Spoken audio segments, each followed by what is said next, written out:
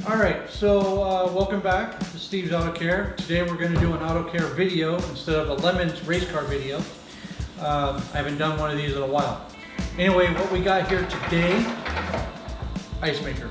What we have here today is a 2018 Acura, I believe this is a TLX, yes. And this young lady, she is a rideshare driver. This car has gone through brakes left and right. It's got 158,000 miles, which is pretty high for a 2018, so it tells you she drives it. I'm thinking we're on the 4th set of brakes on this car, and she's already complaining that it's starting to shake when she brakes. So I've made up or come to the conclusion that maybe performance brakes would be better for her. Something with extra cooling on the rotors. So I talked her into purchasing brakes from Power Stop. They do a full kit with a slotted and drilled rotors for this car, and that's what we're going to install today. So come along.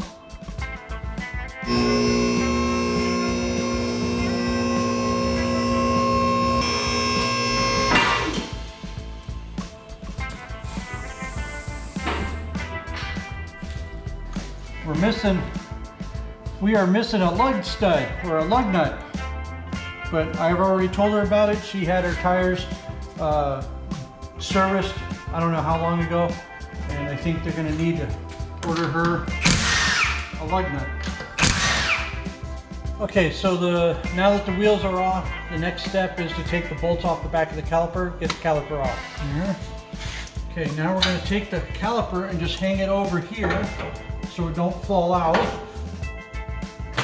Alright, now we'll switch sides over here. That way you can see we do have springs.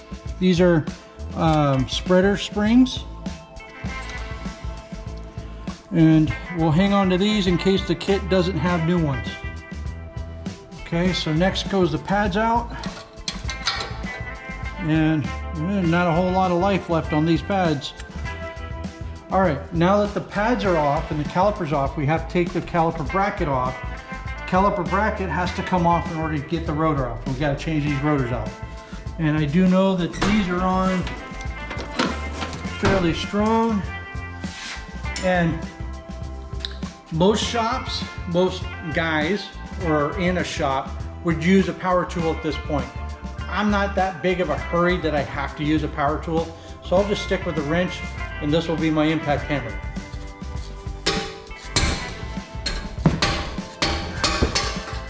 Okay, that one's loose. Excuse me. And that one's loose. And now that they're loose, I can use the ratcheting end of the wrench to get them loose enough that I can turn by hand.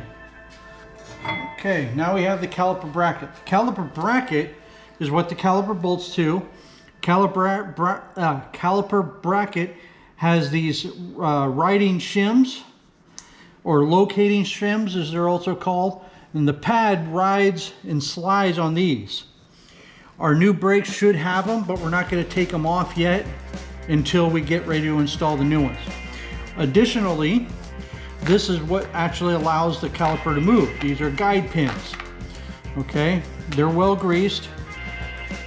Make sure there's always free movement, that you can slide them in and out. You don't have to grease them every single time. The important part is that they move. If they don't move, and you can take them off, then clean them up, re-grease them and whatnot. But sometimes they will get water in them and rust, and you'll have to replace the whole thing. We're going to set this off to the side for now. All right, next we have these hold down screws for the rotor. These screws can sometimes get rusted and stuck, so we have to use a special tool to get them off. Okay, so this tool is called an impact screwdriver, and we smack it with a hammer, and the force pushes in at the same time, forces the head to rotate. So I set it in here. Hopefully, because these rotors haven't been on too long, this will come off fairly easily. Yep, there it goes. Now I know that I'm changing all 4 rotors, so I'm going to go ahead and loosen the other 3.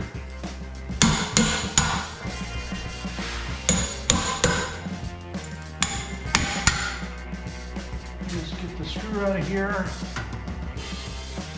All right, now we are replacing these rotors. So I'm going to do something a little bit different. And if you are not replacing the rotors, don't do this because we're going to ruin the rotors when we take them off. However, come this way. Let's just say, for argument, that you're going to reuse the rotor, but you need to get this rotor off. There are these screws here, these screw holes. These are threaded holes, and you thread a bolt into them, and it will press on the hub and pull the rotor off for you. Because I'm not worried about saving these rotors, I'm just gonna beat them off with a hammer. And you'll see what I'm talking about. That was pretty easy. Again, these rotors haven't been on very long, so they'll come right off. Well, I'll do the rest when I get the caliper off. All right. So there's one rotor. All right, we're gonna pause. I'm gonna go open the box and we'll show you what we're gonna be putting on. So give me a couple minutes, we'll be right back. All right, welcome back. We've opened up our box. This kit is a full kit. Front rotors, front pads, rear pads. It is their Z23 kit, which is for sport braking, heavy braking, a better than stock. And so if you look here, these are the rotors that we got.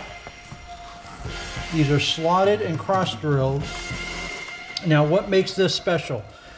The slots here, they remove a gas that builds up between the pad and the rotor during normal use. That just heavy braking, there will be a D-gas out of the brake pads as the surface rides on the rotor under tension. These slots gets that gas out, so you have better braking there. And then we have drilled holes. These are to allow better cooling on the rotor itself. Every rotor, not every rotor, but most rotors, especially on front, they are vented, okay? The vanes of the vents should be arranged in a pattern to help air go from the center out. Most cars, that is fine, but when you're doing a lot of braking, you're building up a lot of heat. And why do we build up a lot of heat? We're changing energy. As your car goes down the road, you are building up potential or kinetic energy the faster you go. The faster you go, more energy you have created. The brakes take that energy and convert it to friction. Friction is heat. So we take the kinetic energy of motion and turn it into frictional energy or heat, and we're changing the kinetic energy for heat, and that's how we slow down the vehicle. These rotors and brake pads, they have to take a lot of heat, and so that's why we're putting these better rotors on for cars, and hopefully they will last longer. Okay, so we also have to make a note that they are front and passenger side. They are built and slotted in such a way that they have to go in a certain direction. So they have to go on the passenger side on this one, the other rotor has to go. So as the rotor goes like this, the gas is being flung out. So let's put this on the car. I will start the video. We will get back to this when I start taking apart the rears. Let me get the fronts taken apart, the other side, and then I'll start on the rears and we'll get back to you. All right? We'll be back. Okay, so I got this side taken apart, so let's start putting new parts on. We're gonna do the fronts first, and then we'll start taking apart the rears, because the rears are a little different.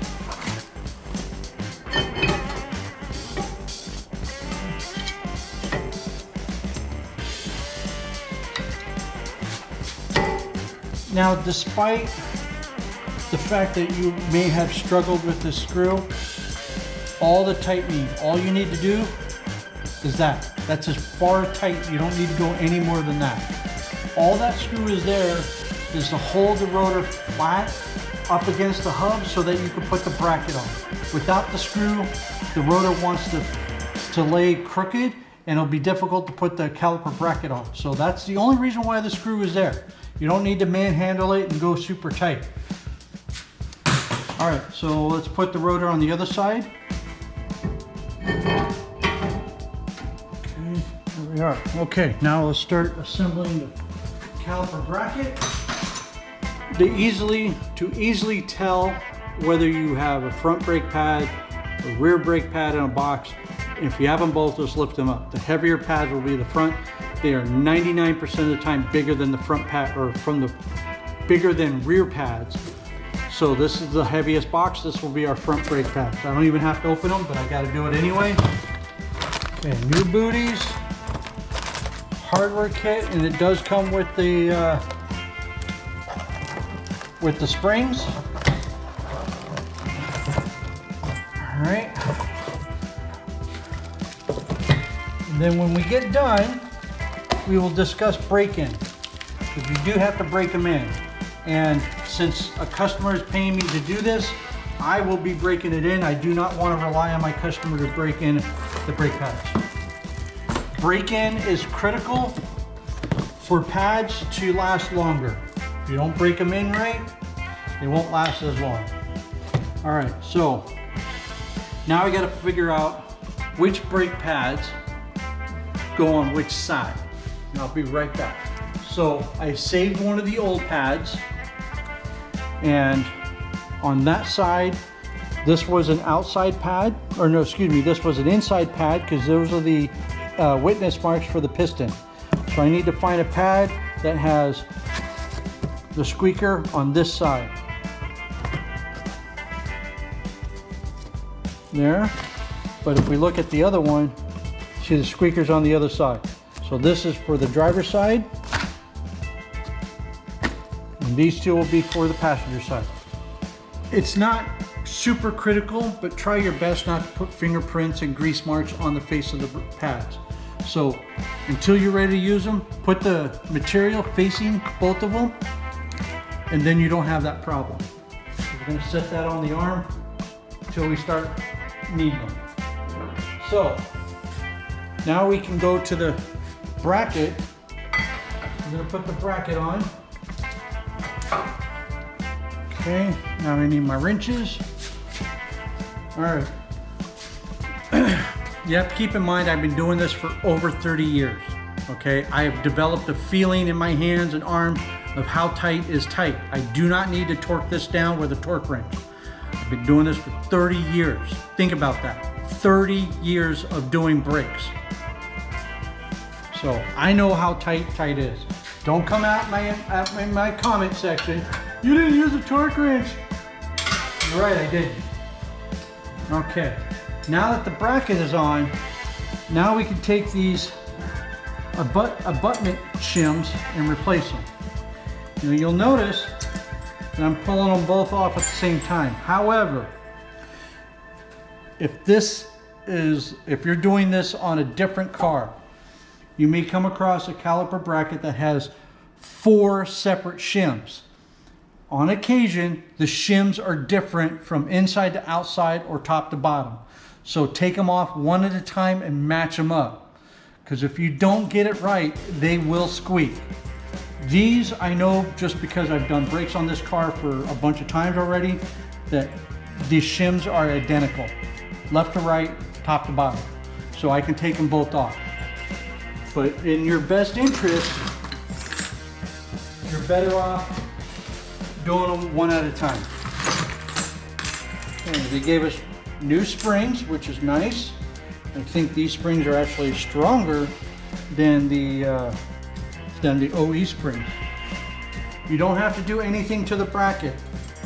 The pad rides on these shims, so you don't have to clean the bracket. You don't have to do anything to the bracket.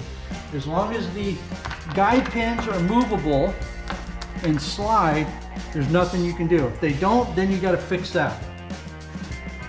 Okay, so now our pads are ready to go on, and the squeaker pad is 99% of the time on the inside.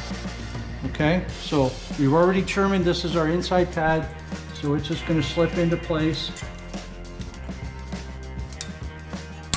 There it goes. Okay. There, much better.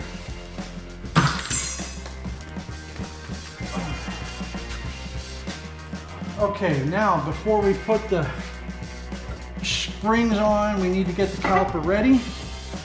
So we need our dual piston caliper tool, which is this guy here.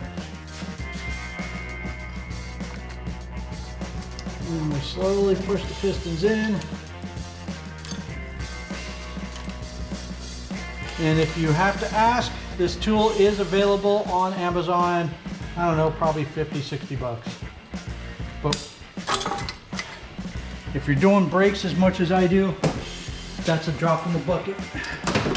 I need to leave that out so I can move to the other side. All right, now that our caliper is ready,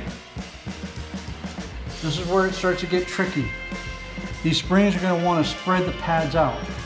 And if they spread out, then the caliper won't fit. So you got to put these springs on and hold the pads in place at the same time.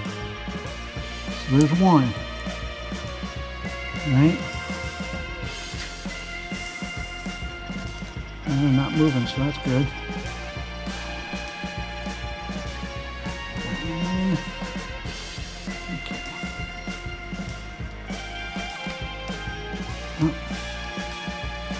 Here we go. Okay. See how they spread out?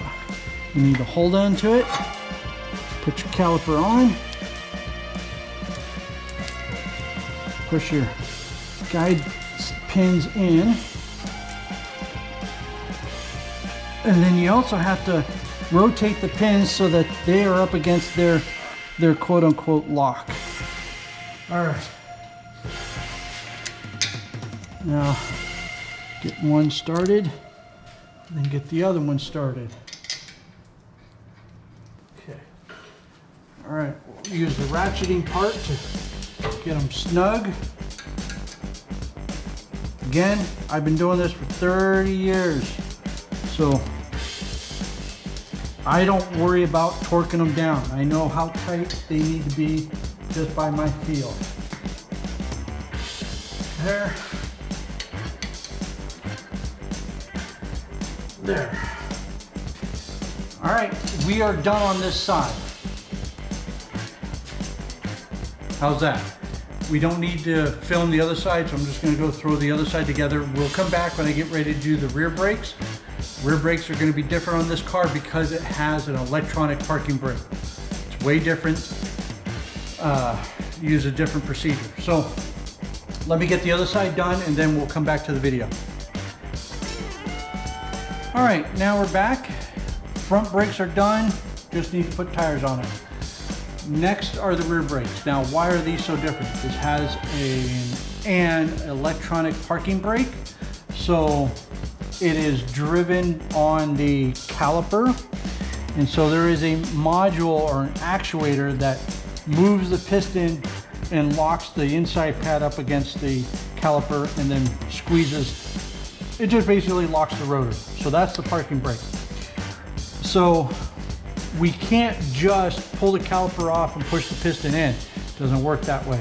We got to remove the actuator first and then do a couple of steps with the actuator before we can start working on the caliper. So the first thing I'm going to do is pull this electrical connector off, and then there's two screws that I got to get to and pull the actuator off. So let me get to work.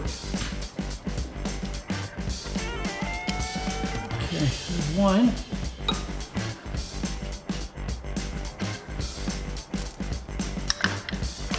And needless to say, let me reiterate this because I haven't said it yet, so it's not a reiterate, but let me just shove this point home. Do this with the car. You're off. Do not have the key on when you do this. if the key is on and that electrical connector is disconnected, you will set a code in the brake system, and a basic OBD2 code reader will not read it, and you'll have an ABS light on.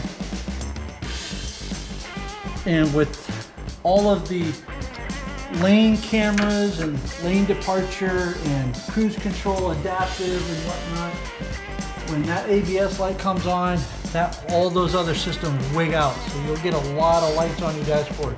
So make sure the car is off. There we are.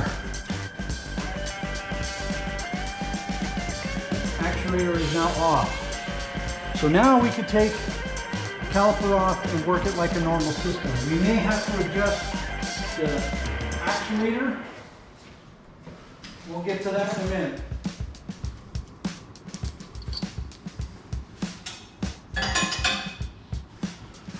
All right, let's pull this off and get that set off to the side. We'll come to her. We'll get back to that in a minute. Let's take a look at these brake pads. And these don't have much life on them left either. So she definitely needed all four. However, try to get to where you can see it. This side is a lot less than this side. There's more meat over here. This makes me think that one of our guide pins might be sticking. There it is. That one was sticking for a minute. So let's get it lubed up. Okay. And there might be debris on the abutment clips, the slide clips, but we'll get those replaced. So there we are. So that's out. So next is the bracket. Looks like maybe 17. Yep, 17. My eyes are pretty well calibrated.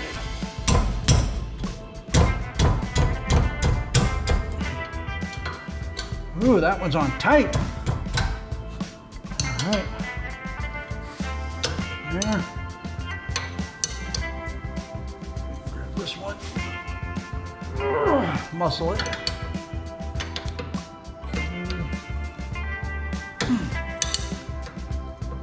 All right.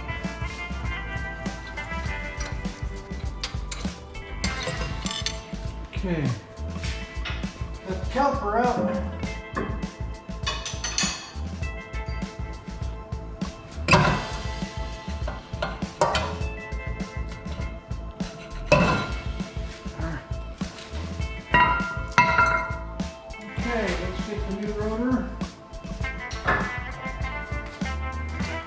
Lining up the screw hole. The easiest way, I don't know if this matters to you, but look how close the screw hole is to the stud, because we have two. All right, you have to look at which side of the stud is the screw hole on. All right, so if we move this side over here, the screw side is on this side of the stud, where on this one it's on the back side of the stud. So the screw hole is on the back side of the stud. Easy way to line it up. Not that it makes that big of a difference. It's, you know, it can only go on one way, basically.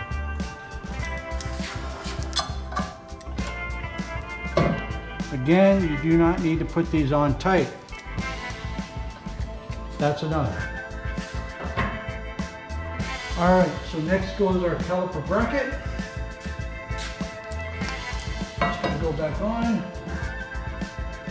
I just remembered something that I need to see if I can get a lug nut for this car. So we're gonna pause the video for a few, and then we'll be right back. We're back.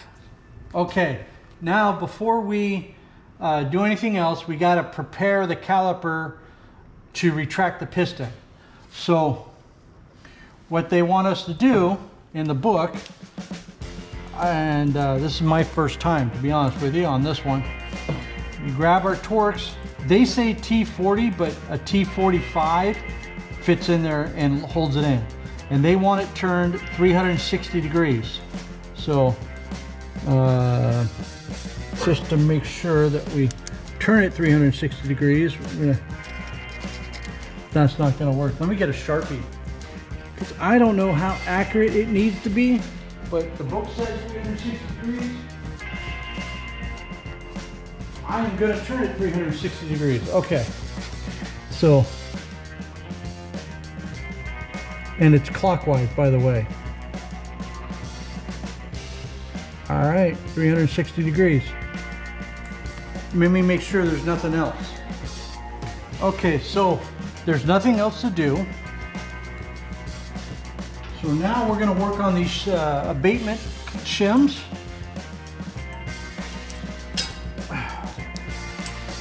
Should be using a screwdriver, but old man hands work just as good. All right, let's match up our brake pads. So now we gotta find one that matches this, which is this guy. All right, and then an outer pad doesn't matter. So these two go to the other side. Okay, so we're gonna put the abutment clips back in, new ones. Make sure they're fully seated.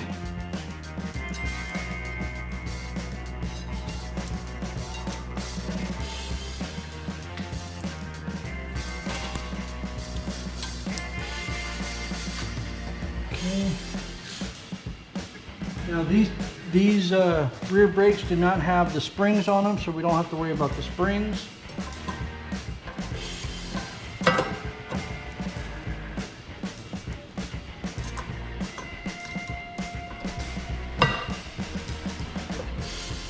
Okay, now we can push the piston in, single piston caliper tool.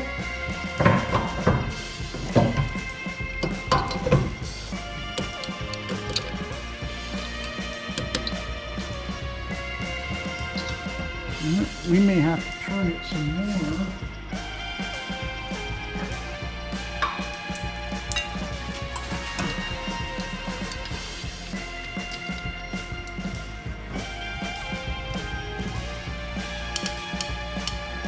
Ah, so there's the trick.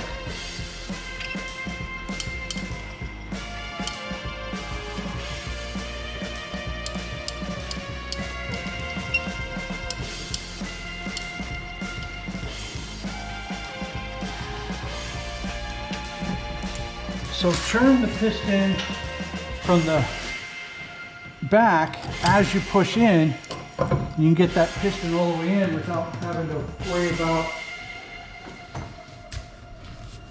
the mechanism. So now we'll reinstall. Make sure our pins are, this one's a little sticky though. I'm gonna put a little bit more grease on it. My old tub brake caliper grease by CRC. Don't take a whole lot. There, that was it.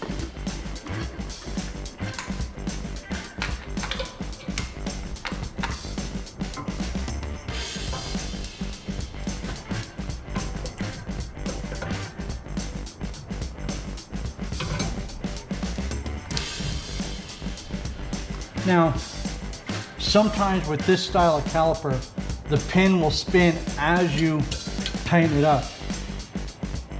Usually they don't provide enough space for an actual wrench to fit on it. I have special thin wrenches that you can get. I think they're about 60 bucks for a full set.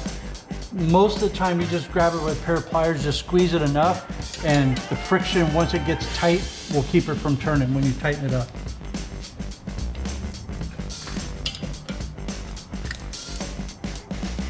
Okay, so now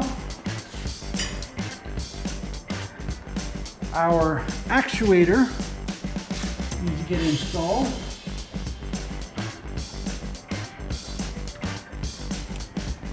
Okay, first, make sure there's no debris in here.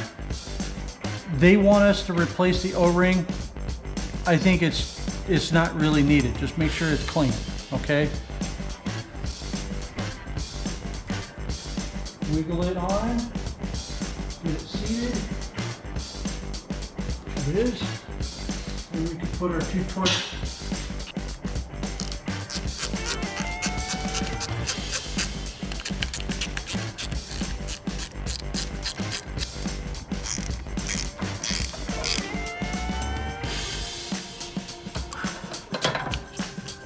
If you want the torque spec, you can look it up in a manual. I'm snugging them up based on my experience. And also note that I'm using a 1/4 inch ratchet, not a big long 3/8 where I can over torque it. So, all right, so now that that's on, we put our electrical connector on. There we are. Okay, let me get back up here. So now you saw me do the rear brakes on this. There's one other step that we got to do before we're done. But before we do that step, I'm going to do the same thing to the other side. Since you just watched me, I'm not going to film it. Just going to get it done, and then we'll be back with the final step for these rear brakes. So we'll be back. Okay, so we're back. I got the rear brakes all done up. Front brakes are done up. Now let's talk about the one step that we're supposed to do. So because you have the electronic parking brake, you've already pushed the piston all the way retract. And so when it turns, it's not going to lock when you set the parking brake for the first time, it's not going to lock. So you have to set the parking brake at the same time you press the brake pedal. So the trick on this is first turn the car on without the engine running, which is foot off the brake pedal and the start button 2 times. Okay, now the car is on. Then you apply the parking brake without the foot on the brake pedal. So we lift up on the switch, and you'll hear the actuators in the back. Okay, then you press on the brake pedal. You can do this to also set the brake pedal or the brake piston on the calipers too. Prime your brake calipers, okay? So we did that, and now with your foot on the brake, you release the parking brake.